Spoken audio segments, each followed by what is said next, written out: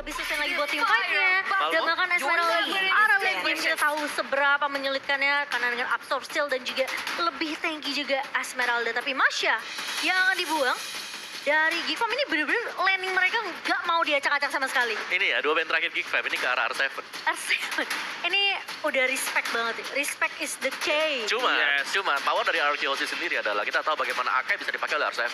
Iya, jadi fleksibel juga dari RKOC. Masih flex. Oke, sebenarnya ada Balmond tentunya yang akan di-ban oleh Itu target, RKOC. itu target ban terhadap Hans. Balmond dia tutup, dia nggak mau ada Balmond di sini dan possibility-nya seperti kata Wawa. R7 bisa pakai Akai karena mungkin dengan adanya Balmond yang diamankan, kanan ini bisa ngambil Karina loh. Bisa, kanan ini bisa ambil Karina. Nah, tapi posisinya kalau kanan ambil Karina, berarti di sini Akainya akan turun ke jungler. Betul. Ya, mau Iya nggak dong, mau ya. karena dia ambil Dipaksa, Karina, dia ambil dipaksa. Karina, kiri Tamus lepas. Ya. Tamus lepas. Jadi di antara dua pilihan nih, dia mau ambil Karina. Oh, tapi Kagura terlebih dahulu. Oke, Untuk Kagura. Geek Fam. Nyimpen ya berarti ya. Oke, disimpan untuk junglernya. Posisi dari Geek Fam karena ini Hans ya, dia punya hero pool yang cukup banyak. Wah, dia serem banget sebenarnya pakai hero-hero yang Banyak. tebel di area depan. Assassin juga bisa loh, Hayabusa Yes. pernah. Benar. Apalagi sekarang Link lagi bener-bener kayak ditekuk kakinya. Udah kayak sulit banget untuk bermain Link di liga-liga profesional. Ya, tapi Link masih direspek sih untuk Geek Fam ya. Karena berhadapan dengan pilot yang kuat pastinya, masih tetap merepotkan juga. Alberto ya. Kasarnya pesawat tempurnya disetirnya sama si Tom Cruise. Aduh. Betul kamu. Kanannya dia ambil Tamus untuk di EXP laner, Akainya di area jungler. Yes. Like I said before. Oke. Karena kalau dia paksa ini, tapi ini menurut aku ini kita belum ada switch ya. Iya. Ini karena opini aku pribadi. Kalau Akainya akan taruh di offlane, itu akan berat untuk lawan Esmeraldanya. Mungkin untuk head to head dari pilot, aku nggak ngomong itu ya, tapi head to head untuk dari segi hero-nya, Bu. Ya, cuman yang seremnya di sini adalah 3 hero yang dipakai oleh RG Host ini. Mereka ada di garis depan. Weakness point-nya nih, yang bakal lincer nanti. Jadi benar-benar bakal mengandalkan gold laner untuk Geek Fam. Tapi kita boleh lihat strat kontrolnya. Berapa banyak yang harus memaksakan dari seorang one-one itu menggunakan Illusion Flower. Oke. Dan itu dia Karina yang sudah ditebak-tebak tentunya. Ya. Yang akan menjadi jungler untuk Geek Fam. Dan Karina menurut kesini adalah Karina tank. Karina tank ini. Dia nggak bisa langsung ke dash in, tumbangin satu yang tebel seperti Akai, Tamus, tebel Kufra. banget, iya. Kecuali memang muter belakang dapat Iptapik dan Cloud. Tapi kita udah melihat case-nya, di mana Karina muter belakang di MDL ya. Itu gagal, lawan Benar. Takito. Benar. Karena makanya ketika Balmond ditumbangin, nih menurut aku akan ada perebutan Karina. Karena ini Balmond itu sangat menentu banget membuat Karina bebas. Tapi balik lagi, Akai head to head dengan Karina. Untuk posisi sekarang dengan karakter dimiliki dari RRQ, by draft, RRQ menang di posisi early to mid. Ya kan, walaupun dia punya late game insurance juga, dia punya Im, dia punya Cloud. Tiger on defense, dia punya Cloud. Tapi sisi kanan mereka punya one-one. So, buat kalian semua yang ada di rumah, sebentar lagi kita bakal menuju ke arah match pertama, match pembukaan EPL Arena. Are you ready? Nggak kedengaran, are you ready? Oke, kalau gitu setelah kita menuju ke arah Land of Dawn, match pertama RRQ OZ versus Geek Fam. Wow, ini dia yang sangat amat seru ya, karena Geek Fam tentunya mereka tampil dengan roster yang berbeda. Kejutan yang akan dibawakan dari Geek Fam sendiri ini menjadi kunci yang harusnya bisa dimaksimalkan sama Geek Fam untuk mendapatkan kemenangan mereka. Yes. Selama berapa season? 5 season berturut-turut mereka belum bisa menangin match sama RKOC. 5 match terakhir. 5 match terakhir. 5 match terakhir. 2,5 tahun. 2,5 tahun ya. Yes. Oh, tapi Baloski dengan Iron Hook-nya belum bisa menculik ke arah seorang Skylar kali ini. Sementara di area atasnya ini Cadera yang bakal di-babysit sepertinya sama seorang Baloski. Sama satu hal sih, aku penasaran untuk mic check setelah game match ini selesai. Komunikasinya apakah ada barrier language, ya kan? Karena ini kan salah satu tim yang membuktikan kalau komunikasi itu sebenarnya bukan menjadi masalah adalah Onyx di season yang ketiga. Betul. Mendominat sampai MSC. Ya, Ya dong. ada. Kalau kita boleh bahas tentang barrier language, ya, salah satu tim yang pernah menembuskan sejarah ya Onyx. Dengan posisinya yang ya ternyata sebuah komunikasi itu bukan sebuah masalah ya, perbedaan bahasa. Iya benar, barrier language. Tapi kali ini di area mid-nya, Finn terpaksa harus menggunakan flicker keluar dari jeratan Baloiski dan juga Alzura mencoba untuk memberikan poke damage di area mid-nya. Sementara Clay bakal coba untuk lebih kalem terlebih dahulu, meng-clear minion secepat mungkin sembari menunggu ganking yang akan dilakukan oleh Geekfarm kali di area atasnya. Skylar masih bisa untuk menjaga posisi tentunya. Cukup aman dari Skylar karena posisinya minionnya masih ada satu nih. Yes, benar. Tapi satu hal, ketika tadi ada invite di atas dan tidak berhasil mendapatkan Skylar, tandanya mereka akan rugi ketika adanya turtle fight. Sword skill yang sudah banyak dikeluarkan oleh tim Geekfam akan ketertinggalan dan bahkan harus recall dulu untuk menuju ke arah turtle.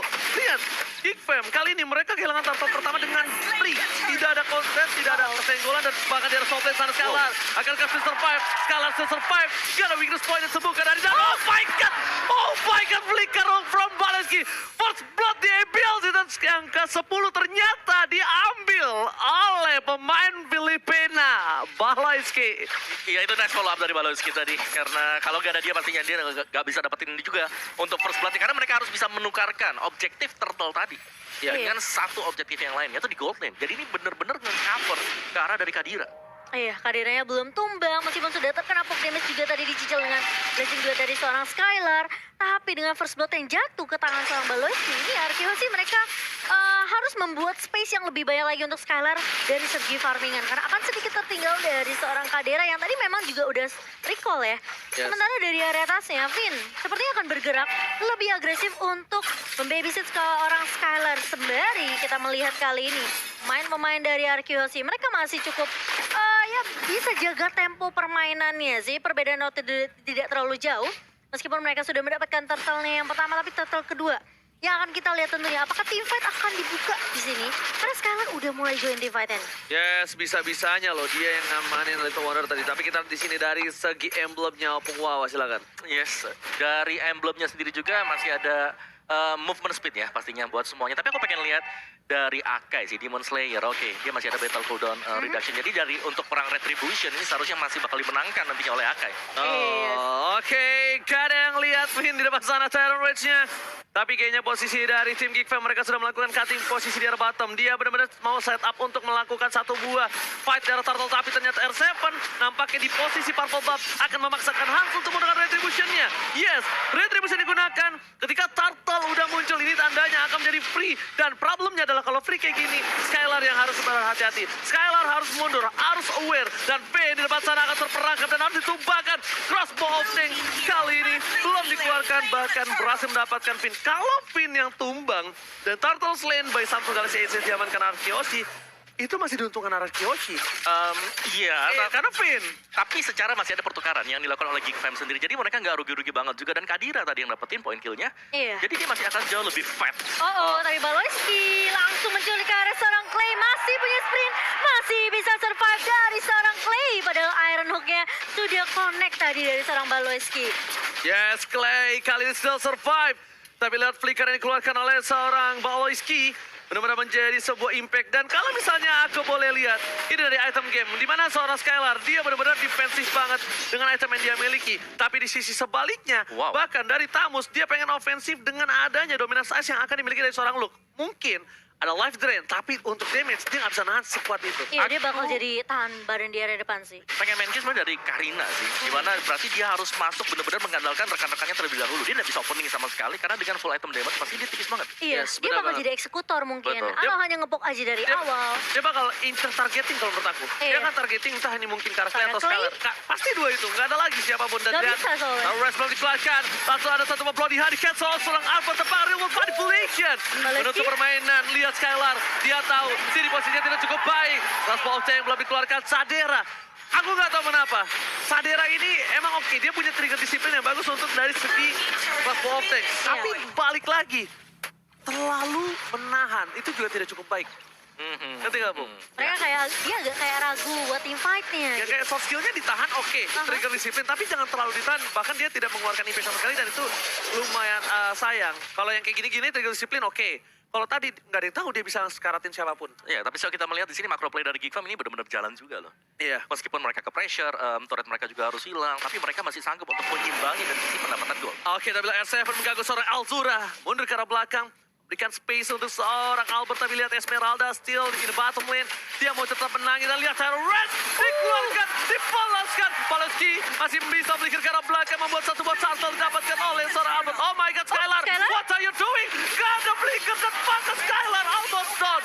Dipecahkan begitu saja, weakness point-nya. Crossbow dia berhasil mendapatkan 2 double kill di arah top lane. Tadera masih mau lebih, Real World Manipulation, dan bahkan dikeluarkan dari posisi Clade. Oh my god, Pulse, what happened? Wow, Geek Farm yang di mana mereka melihat mereka benar-benar nge-shutdown seorang Skylar kali ini. Tapi Clay pun mau tidak mau 4 pemain dari Arki Hoshi harus tumbang, Oji. Alright, 4 pemain ini bukan hal yang Baik sulit sih. banget tampaknya, bukan hal yang baik karena ini hal tersulit yang dimiliki dari Araki Hoshi ketika melawan Geek Farm. Kayaknya komunitas pribadi lihat Hans depan sana. Oloski memberikan zoning out terhadap para pemain dari tim Araki Hoshi. Bahkan turret di arah mid dari Araki Hoshi yang selalu dijaga dengan keras. Setiap matchnya dipecahkan di menit yang ke-7. Gila sih. Ini aku merasa dengan kehadirannya Baloski ya. Ini Geek Farm bener-bener beda banget. jangan Semua rotasi, semua komunikasi dipegang sama Baloski. Ya, aku pengen mention buat Kadira sendiri juga gitu loh. Pemain yang kita nggak tahu dari mana, tapi dia bisa memberikan perform yang luar biasa. Iya, ini Geek Farm kayak pada pakai axe ya. Semua bau badannya hilang, lebih pede mainnya. Dan yang pasti juga buat kalian jangan lupa untuk jajan di GrabFood karena ada diskon 20.000 pakai kode promo MPLIDX. Grab langsung di scan aja ya. Ini yang menyelamatkan hidup saya di 1 season kemarin. Benar, hadiah dari GrabFood untuk AB. Iya. Tiketnya itu saya menyelamatkan hidup saya di rumah. Wow. Dan juga, ini dia yang bikin saya selalu semangat tiap hari. Oh, Bung Wawa.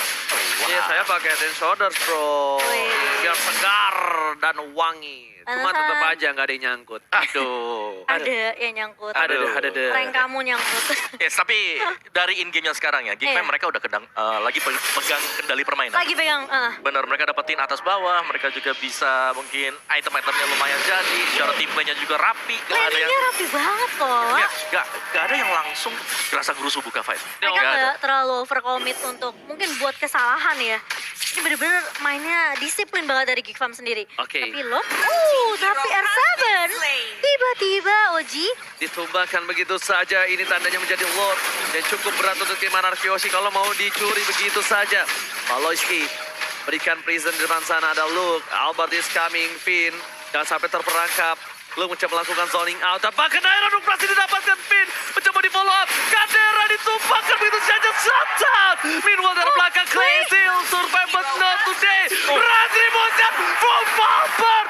Oh my god. Still Lord Albert. Kali ini kembali memberikan permainan yang luar biasa. Anarki Hoshi di under condition. Dan Lord kali ini berhasil mendapatkan 1-1 shutdown. What happened? Itu ya, Wow. si Albert cuma jalan aja, pencet Jalan, retri, balik. misi lewat Iya, doang permisi. ya. Lewat doang, lagi-lagi retribusi yang on point. Dari seorang Albert kali ini.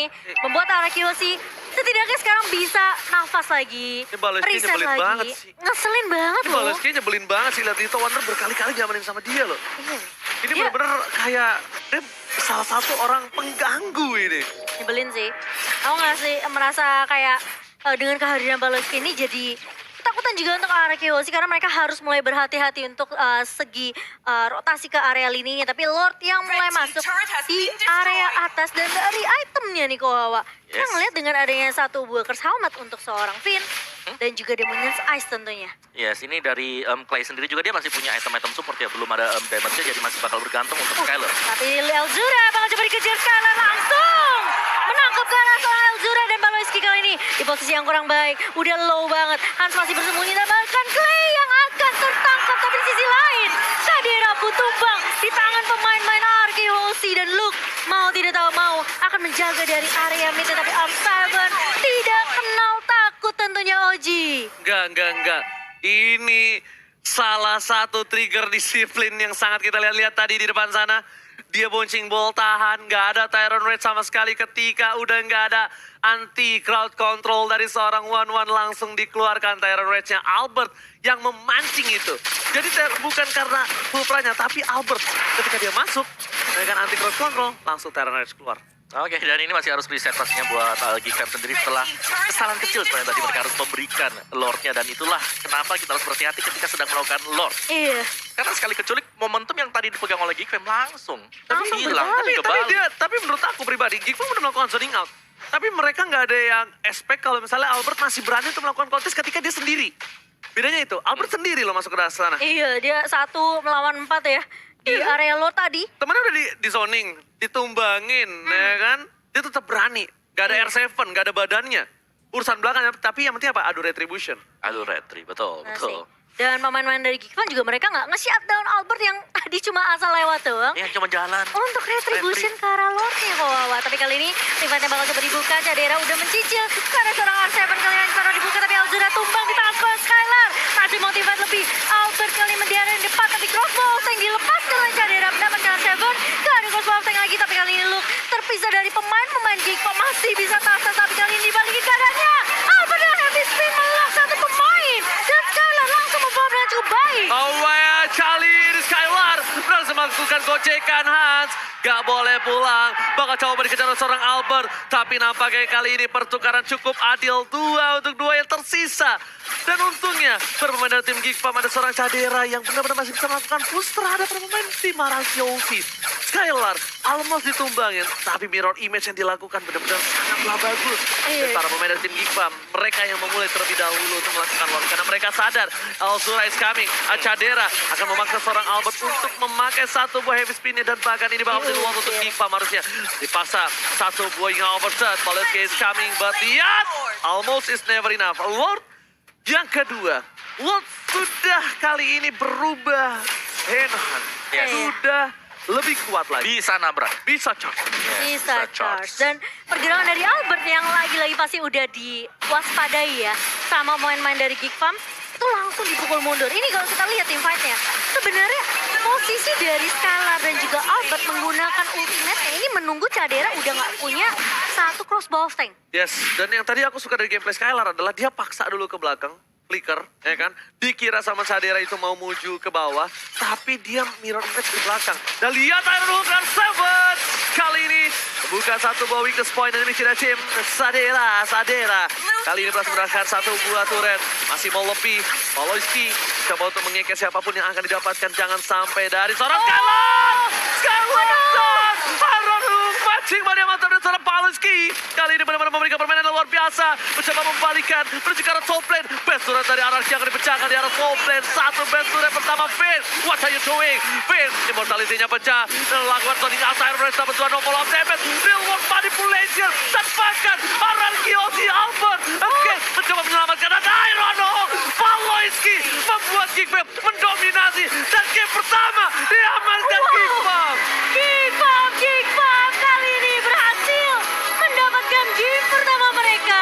Dan lihat permainan yang disiplin yang dibawakan oleh Geek Fam. 5